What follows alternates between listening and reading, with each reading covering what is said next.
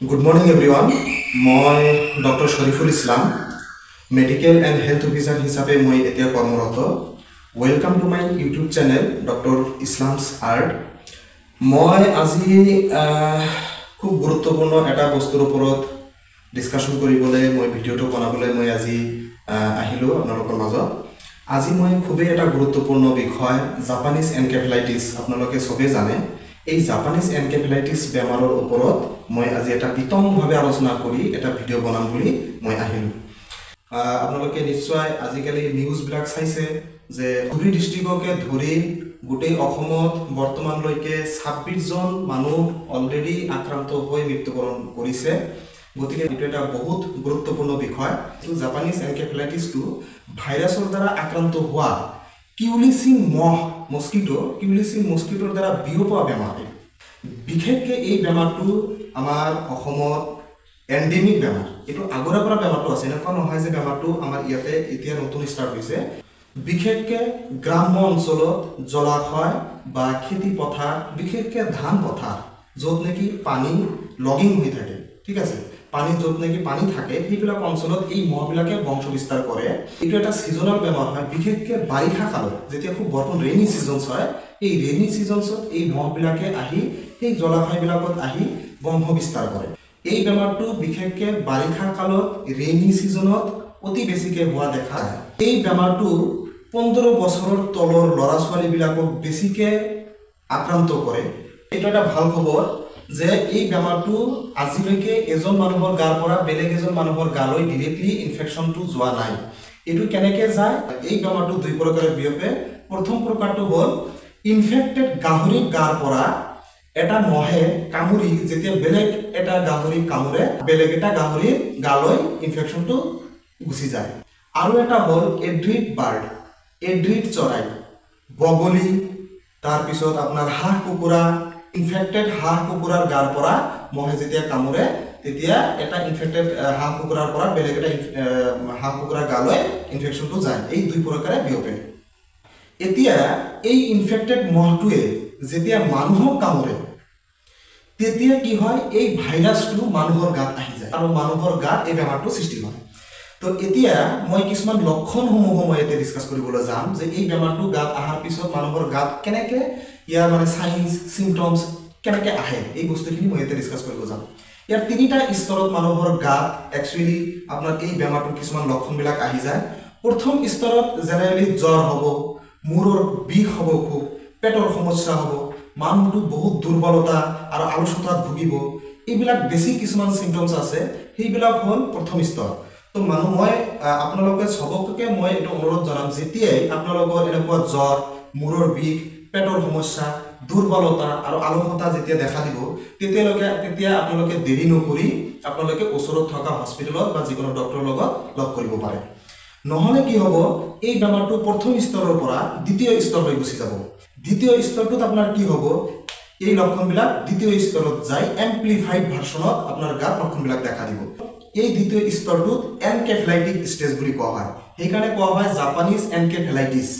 Japanese encephalitis ভাইৰাছে যেতিয়া আক্ৰান্ত কৰি ছেকেণ্ড ষ্টেজত আহি এমপ্লিফাইড ভাৰ্চনত আপোনাৰ যেতিয়া চাইন চিমটমছ দেখা দিব তেতিয়া এই বেমাৰটোক এজ এ হ'ল একিউট এনকেফেলাইটিক চিনড্ৰম হিচাপে বলা হয়। জ্বৰটো আগতে আছিলে, জ্বৰটো এতিয়া কি হ'ব? আৰু বেছি অতিমাত্ৰাত জ্বৰ হ'ব। 38 ডিগ্ৰী সেলসিয়াছ টু 40.7 ডিগ্ৰী সেলসিয়াছলৈকে গাত জ্বৰ আহি যাব। লুকেল ৰিজিডিটি বুলি কয়, ডিঙিৰ বিষ হ'ব। CNS চিমটমছ আহিব, নিউৰলজিকেল স্নায়ুতন্ত্ৰৰ যোনবিলাক চিমটমছ আছে সেইবিলাক আহি যাব। তাৰপিছত কি হ'ব? মাথাৰ ইন্ট্ৰাক্ৰেনিয়াল প্ৰেছাৰটো বাঢ়ি যাব, ব্ৰেইনত প্ৰেছাৰ বাঢ়ি যাব। ব্ৰেইনত প্ৰেছাৰ বাঢ়ি যোৱাৰ ফলত কিছুমান চিমটম দেখা যাব। তাৰ ভিতৰত যেনেকুৱা চকুৰ প্ৰব্লেম আহি যাব, চকুত ব্লাৰি ভিজনবিলাক দেখা পাব, ঘোলা ঘোলা দেখা পাব। এটা টাইমত যায় মানুহৰ মিৰিগি আহি যাব, এটা সাইড প্যাৰালাইসিস হৈ যাব, মানসিক অৱস্থাৰ পৰিৱৰ্তন, অল্টাৰ সেন্সৰিয়াম হৈ যাব। ই ক'ত আছে, কাৰ লগত আছে, এইবিলাক হি ডিসক্ৰাইব কৰিব নোৱাৰিব। শেষত গৈ মানুহজন কোমাতো যাব পাৰে আৰু মৃত্যুবৰণ কৰিব পাৰে। তৃতীয় স্তৰত কি হয়? এই লক্ষণবোৰ কমি যায়, কাৰণ তেতিয়ালৈকে এজন পেশেন্টে অলৰেডি ডক্টৰৰ ওচৰত যায় আৰু ডক্টৰে অলৰেডি তাক ট্ৰিটমেন্টটো কৰা ষ্টাৰ্ট কৰে।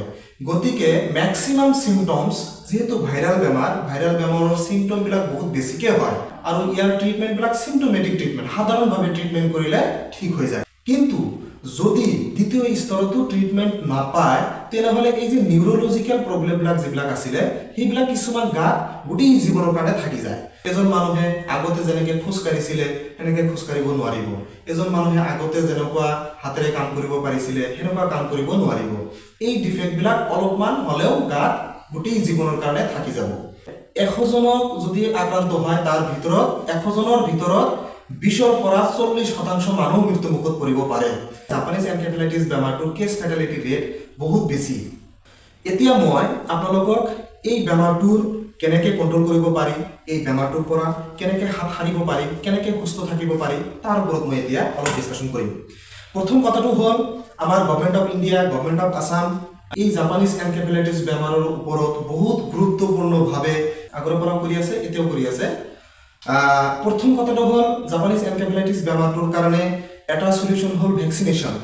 ওচৰত থকা হস্পিটেলত আপোনালোকে জাপানিজ এনকেফেলাইটিছ বেমাৰটো কণ্ট্ৰল কৰাৰ কাৰণে, ৰোধ কৰাৰ কাৰণে ভেকচিনেশ্যন বা চিটা এভেইলেবল আছে, আপোনালোকে ভেকচিনেশ্যনটো কৰাই ল'ব পাৰে। 2 নম্বৰ হ'ল ভেক্টৰ কণ্ট্ৰল।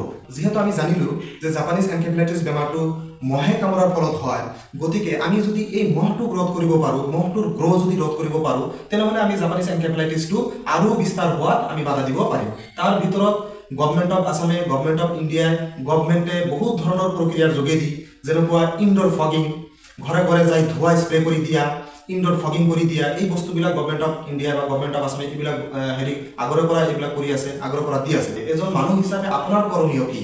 আপুনি কি কৰিব পাৰে? ঘৰৰ ওচৰৰ পাজৰত থকা জংঘলবিলাক চাফা কৰি ৰাখিব পাৰে। আপুনি কি কৰিব পাৰে? ইনচেক্টিচাইড স্প্ৰে কৰি দিব পাৰে। আপুনি কি কৰিব পাৰে? মস্কিটো নেট ইউজ কৰিব পাৰে। মস্কিটো নেট ব্যৱহাৰ কৰাটো এটা সৰু সহজ উপায়। এইখিনি উপায় অৱলম্বন কৰিলে আপোনালোকে এই জাপানিজ এনকেফেলাইটিছ বেমাৰৰ পৰা হাত সাৰিব পাৰিব। জাপানিজ এনকেফেলাইটিছৰ বিষয়ে বহুতখিনি ক'ব লগা আছে, কিন্তু গোটেইখিনি এটা ভিডিঅ'ত কোৱাটো সম্ভৱ নহয়। যদি আপোনালোকৰ আৰু জানিব ইচ্ছা আছে তেনেহ'লে আপোনালোকে কমেণ্ট ছেকশ্যনত কমেণ্ট কৰিব পাৰে। এই ভিডিঅ'টো, এই তথ্যখিনি যদি ভাল লাগিছে তেনেহ'লে আপোনালোকে এই ভিডিঅ'খিনি সমাজৰ সকলো মানুহৰ মাজত বস্তুটো স্প্ৰেড কৰিবলৈ আপোনালোকে ভিডিঅ'টো কাইণ্ডলি শ্বেয়াৰ কৰি দিব পাৰে। আৰু যদি আপোনালোকৰ কিবা অসুবিধা হয়, যদি এনেকুৱা কোনো ধৰণৰ লক্ষণ আপোনালোকৰ গাত আহে তেনেহ'লে নিশ্চয় দেৰি নকৰি ওচৰৰ হস্পিটেলত যোগাযোগ কৰিব। নিজৰ কোনোবা এজন ডক্টৰৰ ওচৰত যাব, ডক্টৰৰ পৰামৰ্শ ল'ব, চিকিৎসকৰ পৰামৰ্শ ল'ব।